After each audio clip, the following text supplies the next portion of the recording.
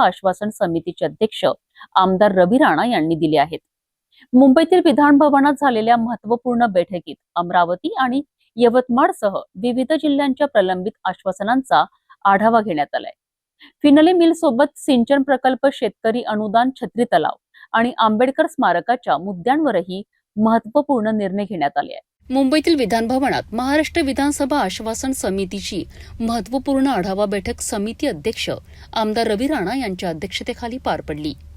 या बैठकीत अमरावतीसह विविध जिल्ह्यातील प्रलंबित आश्वासनांचा आढावा घेण्यात आला।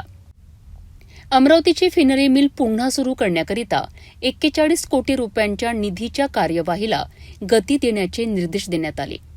तसेच वासनी बोर्डी नाला आणि राजुरा सिंचन प्रकल्पांना प्रशासकीय मान्यता, 39 शेतकऱ्यांसाठी 2 कोटी 5 लाख रुपयांच्या अनुदानाची कार्यवाही, छत्री तलाव सौंदर्यीकरण आणि आंबेडकर स्मारकांसंदर्भातही महत्त्वपूर्ण निर्देश देण्यात आले।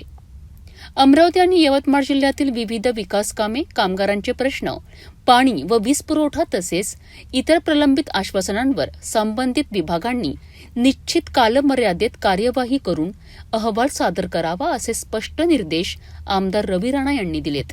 फिनले मिलसाठी 41 कोटींच्या निधीची कारवाई असो, सिंचन प्रकल्पांना शासकीय मान्यता असो किंवा 39 शेतकऱ्यांसाठी 2 कोटी 5 लाख रुपयांचा सानुग्रह अनुदानाची प्रक्रिया असो, अमरावती जिल्ह्यातील अनेक प्रलंबित प्रश्नांना आता गती मिळण्याची अपेक्षा निर्माण झाली आहे। मात्र या बैठकीतील निर्देश प्रत्यक्षात कधी उतरतात आणि जनतेला त्याचा लाभ किती लवकर मिळतो याकडे आता अमरावतीकरांचे लक्ष लागले आहे।